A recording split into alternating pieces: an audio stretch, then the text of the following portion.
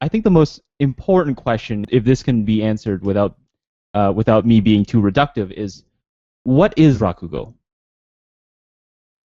Rakugo is normally called the Japanese art of storytelling, but for me it rather involves, you could call it a one-man or one-woman theater. So the performer will actually impersonate the different characters of the story. Most of these stories nowadays are funny stories, funny episodes, people getting in weird situations and then the stories ending in some kind of punchlines. In past times, some of these stories would rather be romantic, and there would be ghost stories. But nowadays, it's probably the focus is mainly on stories that make people laugh.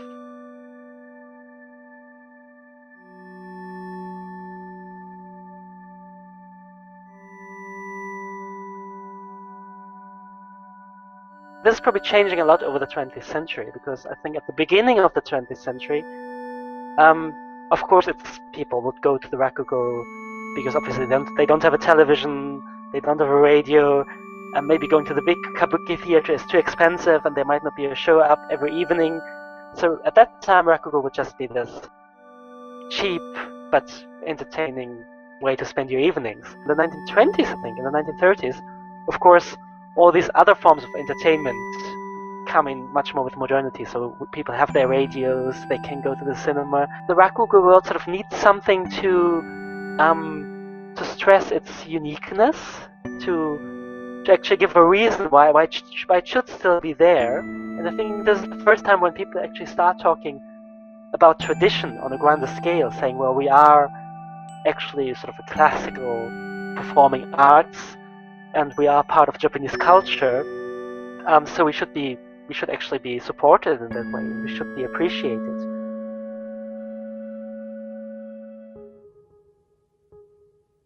For a subject like Japanese comedic storytelling, the plot of Rakugo is surprisingly serious.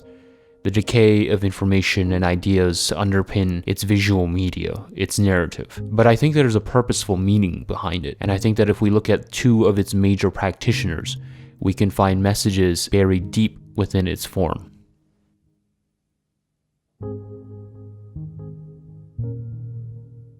The first story in Shouwa Genroku Rakugo Shinjuu we're exposed to is Shinigami. Playing over the radio, the Makura leads us into it. A young man fooled by a death god, the flame of his life goes out. And this isn't the only time we hear it. Kikihiko plays it again later in the same episode. In episode 8, we see him practicing at the end, trying to find a way to perfect it. In episode 10, we see it again. Shinigami. His words foreshadow his performance. He's truly alone. Kikihiko ponders what the people would want, what they're expecting, but he discards that notion quite quickly. We hear the arc words of his performance. That's not my Rakugo. He starts and a power exudes from him. Shinigami. The story depicts a lonely Kikihiko, the audience replaced by candles. In the 2.5 minutes that Shinigami is performed, we don't see the audience. All we see is him, the performer, the indulgent play he puts on, and how that play led to his own Rakugo. It's here we can see how Kikihiko finishes his crystallization into the master we find in the 10th episode, the idea where he's truly and finally alone. Shinigami is considered a classic, penned by Encho San-yutei. Shinigami is based off of the Japanese conception of the death god, which has not been an element of Japanese mythology for that long. In the broader scheme of things, it's relatively new, having borrowed from the brothers Grimm. And yet, Shinigami is a classic.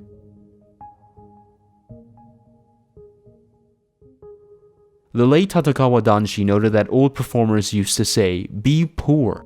Unless you know poverty, your art won't have any flavor." Poverty defines Sukeroku, but it also changes his character, his presentation, the stories of flawed people, of them, the stories that make people laugh. Sukeroku's ideas are clear. Rakugo is for the people. Rakugo depends on reacting to people, making them laugh. His genius is in his adaptability, the way he moves with energy to feel out what the audience wants. Sukeroku even influences Kikihiko to pay attention to these bits. He's never alone, he's always intricate with the laughter of his audience. He understands them, he responds to them. His form is adaptive and emotive, his body flows with energy. He brings life to the theater. He's an organic force, enrapturing, and he's as loose with his power as he is with his money. As a Hanashika, a practitioner, Sukeroku is recollective of the confirmation of the moral limitations of human beings. He accentuates what Lorie Brau defines as the three amusements: SANDORA, drinking, gambling, and buying women. Sukeroku is the outlaw, the outcast, the identity that Danshi notes as integral to the storyteller image. Yanagiya Kodanji once joked that the only part of a Hanashika's body that's in good shape is his neck, which gets a workout as he scans the audience for pretty girls. And that's the thing, it's expected. Danshi believes the public expects the Hanashika to live a little harder, a little wilder. They expect him or her to indulge a little more. As an artist, Sukeroku's behavior is recollective of the geinin, the entertainer that existed outside of Ito's four-class system.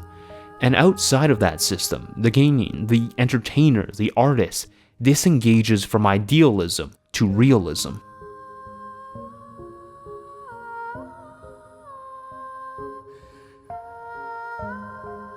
These converge at the meta-commentary. There are two senders and receivers. The first are the characters within the story. The second is between the audience and the performer. If we transplant this communication to the show, we can find this relationship play out in Genroku's major dramatic arcs. Death underlines the story, and through death, we find the weight of karma that emerges. The death of old arts and practices, the death of old ideas, the death of old identities. And for Rakugo in particular, the show depicts two major deaths. Kikihiko's use of Shinigami is recollective of Rakugo itself, an adaptive form with a huge history going as far back as the Buddha sermon stories. Classical Rakugo arguably peaked at the works of Sanyutei Encho during the early Meiji period. It's no surprise then that Kikihiko's two performances in the first episode are Shinigami and Kajikazawa, both by Sanyutei. They're works of the classical period, and yet both are arguably more contemporary than the others. Kikihiko's performance and Selfish Endeavor isolates the artistic form, the piece that exists irrespective of the audience, the meaning and context laced in his work. The dark enclosure that isolates Kikihiko isn't showing just him, but the art form itself, alone, timeless. In Genroku, the word classical has a poignancy to it. The second death is Sukeroku, the geinin, Sandoru, the wildness, the freneticism, the energy.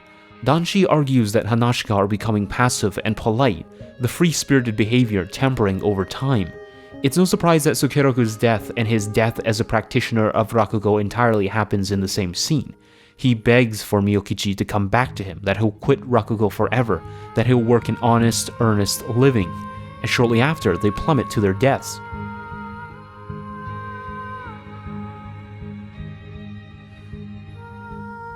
I think that's why Kikihiko took in Yotaro.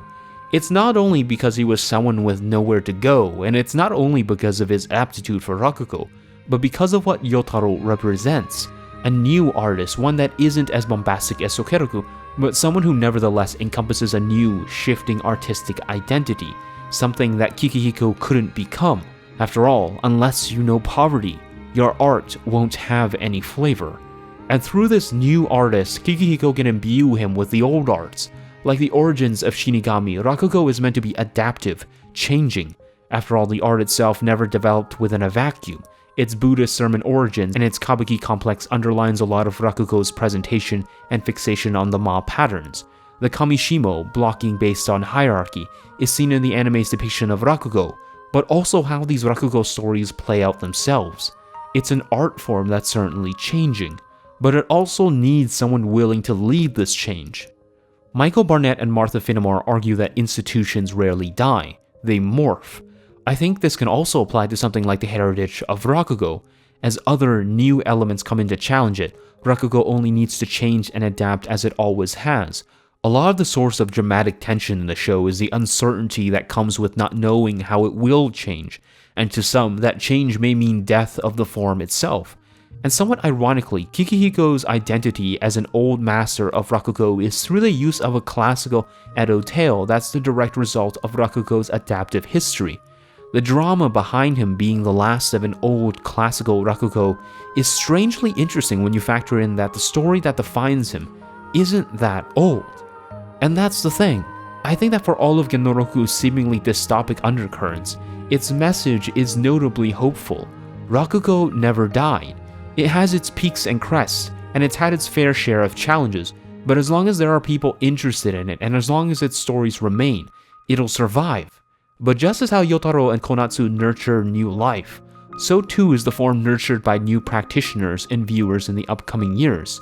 After all, Rakugo can't be done alone. It needs a practitioner, and it needs an audience. It needs the art, and it needs the artist. People don't go to experience just the stories, but how these stories are portrayed by its practitioners. It's interwoven with foibles, appetites, wild dreams, grievances, and peccadillos. It's stories laced with humanity.